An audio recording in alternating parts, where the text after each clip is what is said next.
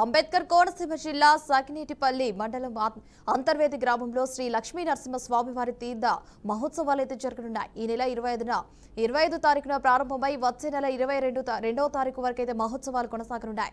ఈ వేడుకలు చూసేందుకు పెద్ద సంఖ్యలో భక్తులు అయితే అమలాపురం నుండి అంతర్వేదికి రానున్నారు. వీరంతా ఆంధ్రప్రదేశ్ రాష్ట్ర రవాణా సంస్థ బస్సుల ద్వారా గడప చేరుకుంటారని డిపో మేనేజర్ జిఎల్ఎస్ శర్మ తెలిపారు. బస్సులు అధిక సంఖ్యలో ఏర్పాటు కూడా చేస్తామన్నారు. ఇక భక్తులకు మెరుగైన రవాణా సౌకర్యాలు కూడా అందిస్తామంటున్నారు. Amalapuram APSRTC depot manager GLS శర్మతో మా ప్రతినిధి Kiran Kumar face to face.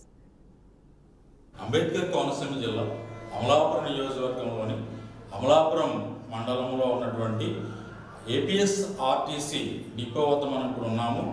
ఆ డిపోలో ఈ సంవత్సరం జరిగినటువంటి సంక్రాంతి సందర్భంగా ఇక్కడ విపరీతమైనటువంటి రద్దీ ఏర్పడడం జరిగింది.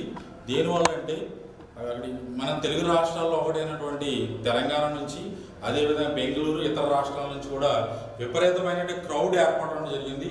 అక్కడ నుంచి ఆర్టీసీ ద్వారా మిగిలిన మార్గాల ద్వారా వాళ్ళు ఇక్కడికి వచ్చి దీన్ని తిలకించి వెళ్ళడం జరిగింది. ఇదే అంశంపై ఇక్కడ ఉన్నటువంటి అమలాపురం డిపో మేనేజర్ డిఎల్ఎన్ శర్మ గారితో మనం కొన్ని విషయాలు అడిగి తెలుసుకుందాం. సార్ చెప్పండి, ఈ సంక్రాంతి సందర్భంగా ఎన్ని బస్సులు నడిపారు, ఎంత ఆదాయం మీకు ఇక్కడ సమకూరింది?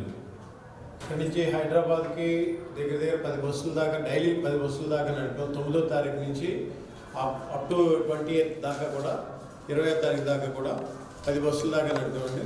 విశాఖపట్నం అండ్ శ్రీకాకుళం, విజయవాడ బస్సులకు మాత్రం దగ్గర రోజుకి 15 నుంచి 20 బస్సులు, అంటే ఇటు విశాఖపట్నం అవ్వచ్చు, ఇటు విజయవాడ అవ్వచ్చు. అవి కాకుండా రాజమండ్రి, కాకినాడ టైంని బట్టి, అవసరాన్ని బట్టి ఎక్స్ట్రా బస్సులను ఆపరేట్ చేసుకుంటూ ట్రాఫిక్ని మ్యాక్సిమం క్లియర్ చేయాలి అన్న ఉద్దేశంతోనే చేసాము. దానివల్ల ఒక్క రోజులో మాకు 19వ తారీఖు ఒక రోజులో మాత్రం హైయెస్ట్ ఎర్నింగ్స్ కూడా రికార్డ్ అయింది. హైయెస్ట్ కిలోమీటర్లు ఆపరేట్ చేసాం, దగ్గర 70,000 కిలోమీటర్లు ఆపరేట్ చేసాం ఒక 19వ తారీఖున. ప్లస్ అదే రోజుని 40 లక్షల దాకా కూడా ఎర్నింగ్స్ వచ్చింది. ఇది మాకు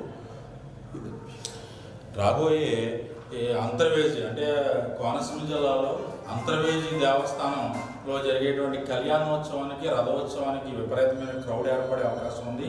దీని మీద ఎన్ని బస్సులు నడుపుతున్నారు సార్? నెక్స్ట్ 27-28 తారీఖుల్లో మీరు అక్కడ ఉన్నటువంటి క్రౌడ్ని ఎలాగా మీరు కంట్రోల్ చేద్దాం అనుకున్నారు?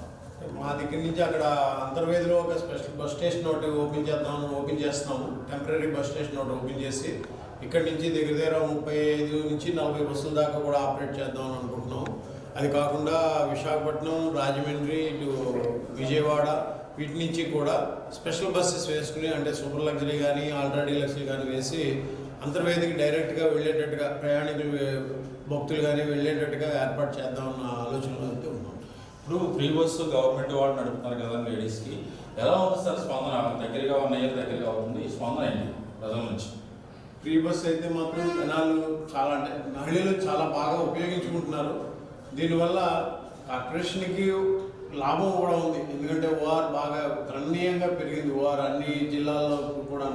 కాకపోతే ఏంటంటే మాకున్న ఈ పల్లె వెహికల్స్ చాలా తక్కువ మూలానే మా దగ్గర ఓఆర్ పెరిగే అవకాశం చాలా తక్కువ ఉంది. అదొక్కటే మాకు కొంచెం ఇది అనిపిస్తుంది. మేము సత్మా డిపోల్లో కానీ డిపిడిఓ గారితో వాళ్ళతో కూడా అందరితో మాట్లాడుతున్నాం. ఎందుకంటే ఇక్కడ పల్లె వెహికల్స్ కొంచెం పెంచవలసినటువంటి అవసరం అయితే ఉంది. చాలా ఏరియాలో రోడ్లు ఉన్నాయి, కానీ బస్సులు తిప్పడానికి కావాల్సినటువంటి బస్సులు కొంచెం ఇబ్బందిగా ఉంది.